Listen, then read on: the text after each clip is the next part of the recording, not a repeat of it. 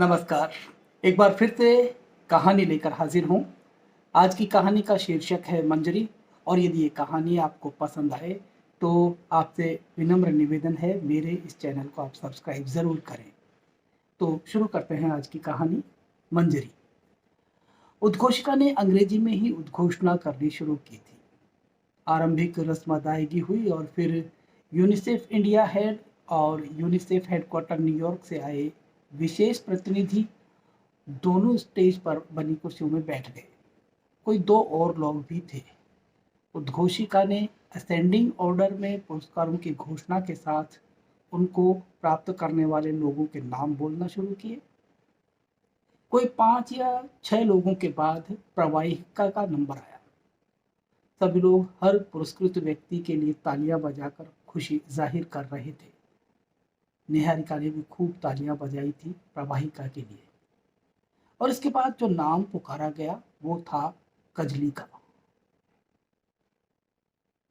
भावेश ने इस पर कोई ध्यान नहीं दिया था, लेकिन जब कजली स्टेज पर आई, पुरस्कार लिया और फिर उसने कुछ बोलने के लिए कहा तो वो बोली। क्या बोलूं साहब? गलियों में बुहारी निकालने वाली, अपने सिर पर लोगों की टट्टी उठाकर मैला ढोने वाली कजली को मैडम जी ने हवाई जहाज में बिठाकर यहाँ खड़ा कर दिया। कजली मेहतरानी ने ऐसा मान कभी नहीं पाया था साहब। हम तो बस पैदा ही लोगों की ठोकरें खाने, और क्या बोलूं, बस यूं समझ लो दुनिया ने हमको न जाने क्या क्या बनने के लिए मजबूर कर दिया। हम पैदा ही उससे लिए हुए हैं। और मैडम जी और आप सबका भगवान भला करे जो इस कजली को आज कजली जी बना दिया। कजली की बात खत्म हुई और देर तक तालियां बजती रही। कजली को नीचे आते ही भाविका ने उसे अपनी बाहों में भर लिया था। उधर मंच से उद्घोषिका ने अब जो नाम पुकारा उस पर भावेश और भाविका ने कजली के साथ होने की खुशी के कारण खास गौर नहीं किया था।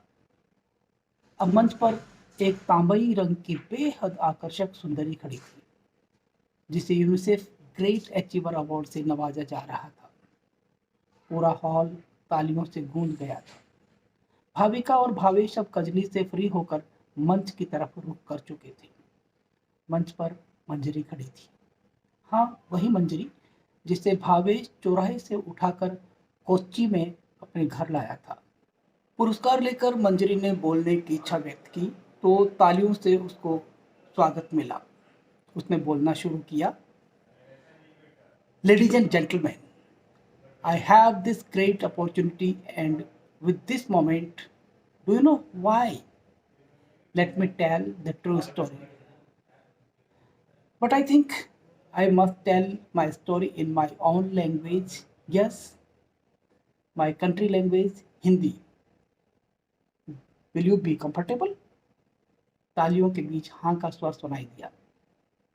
उसको फर्राटेदार अंग्रेजी बोलते देख भावेश और भाविका को एक बार तो संदेह हुआ कि कदाचित ये कोई और मंजरी है, किंतु शक्ल वही, कद काठी भी वही।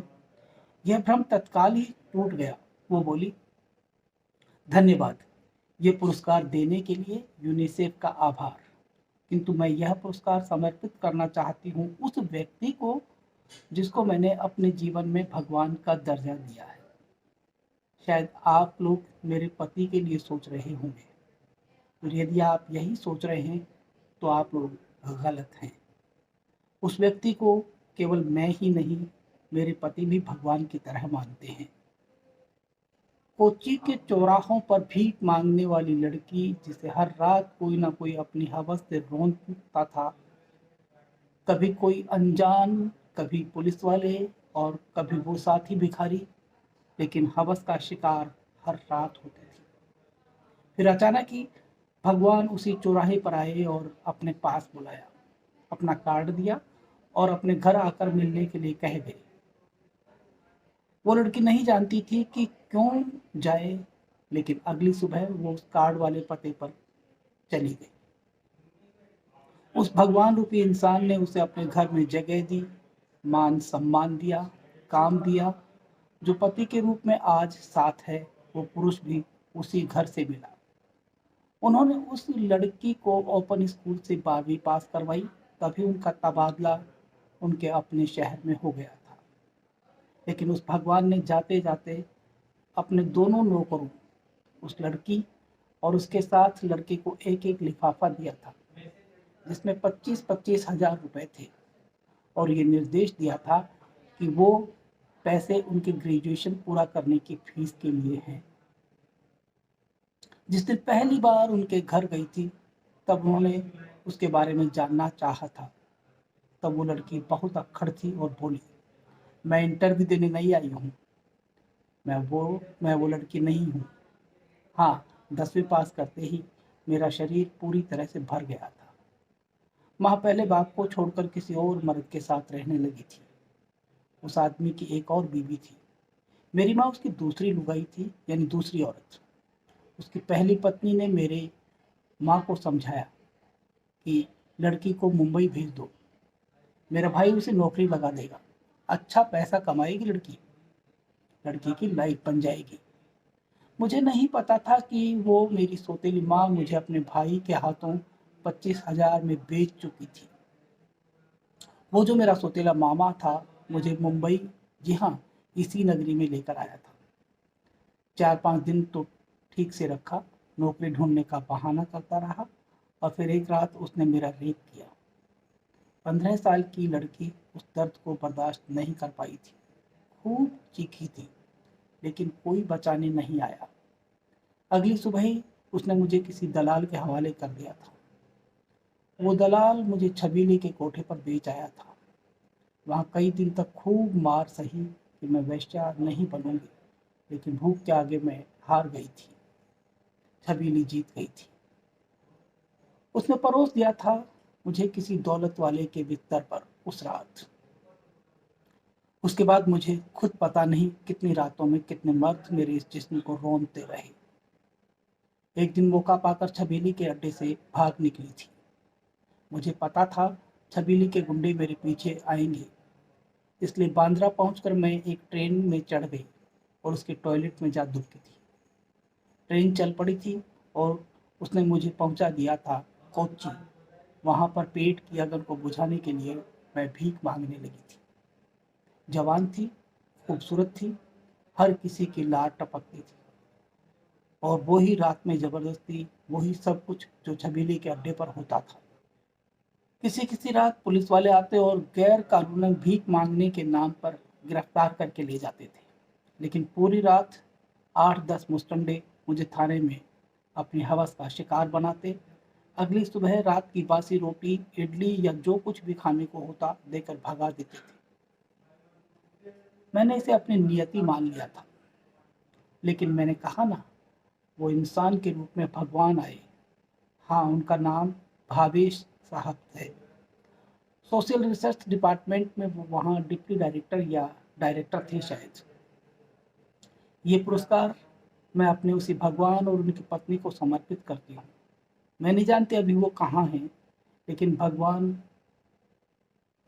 कहीं भी हो, हमेशा दयालु ही रहता है। आज उन्हीं की बदौलत मैं पढ़ पाई, शादी हुई और अब आपके सामने हूँ। मेरे पति और मेरे बेटे सब यहीं पर हैं। भावेश और भाविका की आंखें भर आई थी।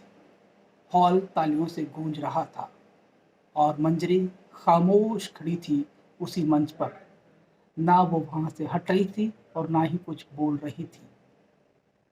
तालियां लगातार बजे जा रही थी और कजली, वो सोच रही थी, मैडम जी और साहब तो सचमुच में महान हैं।